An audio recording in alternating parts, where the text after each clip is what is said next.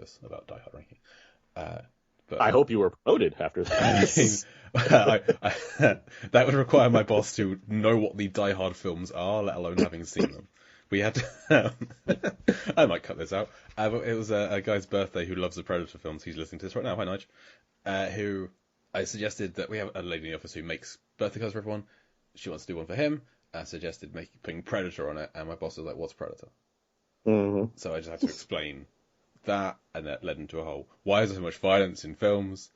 That's making everyone in the world is becoming violent because of violence in films. I tried to explain that art tends to imitate life rather than the other way around, so there's violence in films because of violence. Remember all those movies that influenced every war that happened before 1900? Exactly. All those movies that came out? Yeah, all those movies that made all those cavemen kill each other. Remember the Crusades and how they're like, man, John Wayne really killed that guy. We better go to war in Jerusalem. Yep. But that all fell on deaf ears. Anyway.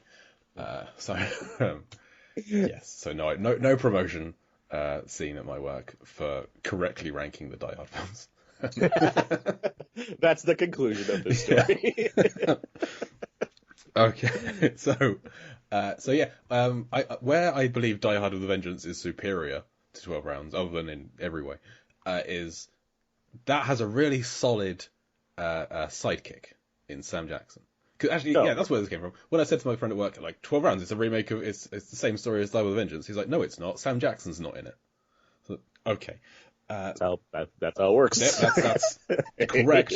But where that has a real solid sidekick in Zeus, not Jesus, he's not Puerto Rican, is that has one, love that film, one great sidekick, whereas this one has like 5 temporary ones. Because you have Hank, you have his brother at the fire station for a little bit, you have George, you have Ray, the other FBI guy, and you have Willie on the elevator for a little bit. Like, of those, I would say Hank and Willie are the two that I like remember. Well, Willie, of course, for one thing, he's Honda from the Street Fighter movie, but also it's the fact that he's named Willie that's always stuck out to me, because I haven't seen this movie since I initially saw it, and so I'm like, I remember the basic premise, and that Aidan Gillen is using his regular accent, and the fact that there's a point where John Cena yells "Willie" like really loud a number of times, and I'm sure enough, I got to that scene like, yep, frame for frame, I remember this sequence easily. Well, I mean, his name is said quite a lot, not just in that scene, but towards the end, we're like, oh, Willie, he was going to die anyway. because his name is Willie, and he's a big Samoan guy. It's like, to quote the film, he has an unfortunate girth. But also, I like legit feel bad for him, because he says the friend is like, I can't die, I got a wife and kids. I'm like, well, this is sad. This guy doesn't deserve any of this. It's the most like there's more time spent on like, oh, Willie, than on Hank, this guy who's been through the film the whole time, John Cena's best friend. He dies and we just move on immediately because Hank doesn't have a wife and kids. He's a playboy. He's at the bar every night. We don't care about Hank. I liked Hank. It's a shame.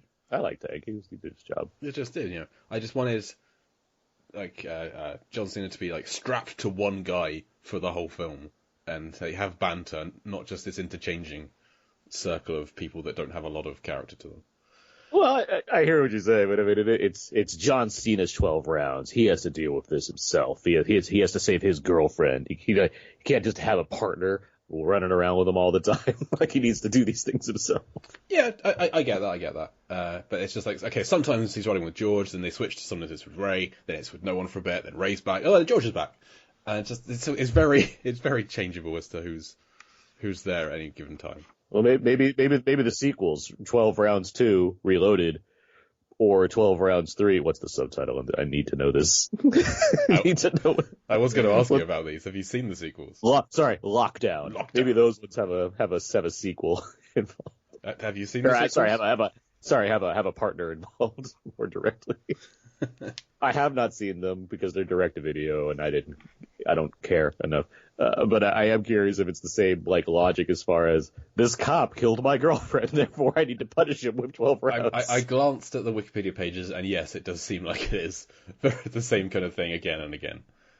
So I don't intend to watch anything else. So let's get into those 12 rounds then. We said we would, so let's dig into it. So after the initial...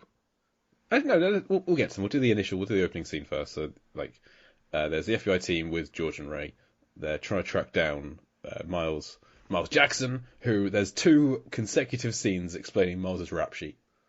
Where they're like, oh, he did all these terrorism things one place, and then they cut to there's an APB sent out, which John Cena picks up, and like, oh, there's this guy, he did all these other things at this other place, and then he double crosses and stabs and kills the person that he's working with. And I'm like, yeah, I reckon Miles Jackson's the bad guy. They do a lot of work setting up Aidan Gillen as being the villain of the film, and I feel like we know that because he's the one John Cena's trying to catch. But it's a long opening. Like if this is like and this movie's almost 2 hours. This should be like a 95-minute movie. Like there's no reason it needs to be as long as it is. But like this opening, it's going. Typically you get like the opening credits, and by the time you get to that director credit, we've established like what we need, right? This movie's like, no, we're gonna keep going for like another 20 minutes focusing on this. It's 21.5 minutes long until we go. That's like superfluous. That's completely superfluous to like the main story. It's like, why are we learning so much about this terrorist and his operation and his underlings and all this stuff? It's like, this should be summed up in like 2 minutes flat, and then we get to like the car chase with him and John Cena. Boom, done. Instead, it's like, let's focus on this elaborate sting operation and have like the FBI guys in the van and have the mole involved. It's like, oh my god. Hank try and chat up England's girlfriend for a little bit, have that flirtation scene. There's so much in this. You have John Cena pushing an entire boat just on his own into the path of a car, and running through, like doing a Ferris Bueller through someone's house. He says the police is okay. Yes, absolutely. Those people are terrified. The boat thing's a good move. I mean, it's incredibly lucky, but like, but it's still like, it worked. I had to make a note of John Cena's pushing an entire boat on his own. And also, I forgot how I knew the girl was going to die, but I forgot like how. I was like, is it because of the boat thing? It's like, oh no, the boat thing's fine. That she gets out of the car, gets run over. Yeah, because Miles tells her to run, so she runs into a moving car. So if he's going to blame anyone, he should be blaming himself. I don't think this villain has entirely thought the situation through. But then we cut to the present day. Wait, we gotta make sure we establish this early on when the villain's like just walking the streets and they're following him in this very long opening segment. He stops by like 2 random people playing chess to show that he's really smart. Yeah. he just stops. He's like, you got to move this to this to this to this. And it's like, don't do that move. Okay. He'll have check in 3 moves. Try this. Thank you, Mr. Terrorist. Who does walking past with a full season of Queen's Gambit on him? Oh, there. Then we cut to, so John Cena catches him, goes to prison, etc. And he's like, oh, I'll remember you, Danny Fisher. What's your name? Tell me your name. Apparently the next day he was made detective, because we cut to 1 year away, and it's and it's a whole load of exposition of, just because both of them made detective for both of their valor. Absolutely. Despite John Cena being the one who recognized Erica from the video. Did all of the work. He did everything. Had he been the one questioning Erica, he could have been the one shot in the ass, and Hank could have done, so it's all woulda, coulda, shoulda. But either way, both detectives. There's a wonderful exposition scene of Hank saying, oh yeah, just because 1 year ago today we got made detective, yada yada yada. So I did like the rapidness of the paperwork. Like, oh, you caught this guy, detective, straight away. So we then have the next day after that celebration. Danny wakes up to an alarm set for 4:58 p.m. The least believable part of the film is an alarm set to 4:58. What the hell? I can't. My mind boggles. Unless he'd like hit snooze a whole bunch of times, and he has a snooze on that goes over every 9 minutes or something. Anyway, infuriating. So his girlfriend is trying to fix the sink because he hasn't fixed the sink, and the plumber's coming to fix the sink. She gets kidnapped, and the first round is Danny's house and car are blown up. He doesn't even know he's playing a game at this point. He gets a call from... House gone. His dog's fine. The dog is the dog fine? I wrote that down. I wrote dog ? Because he finds the dog, Shorty the pug, and just hands it to a random neighbor and says, "Keep her safe." And then runs away. Okay, so, I remember. Yeah. Never addressed again. I was actually glad about that because I have a couple of dogs and one of them barks at the TV whenever there's a dog on it. So I mean, I'd be surprised if like they let the dog die. That'd be ridiculous. But they let the plumber die. Yes, they let Phil the plumber.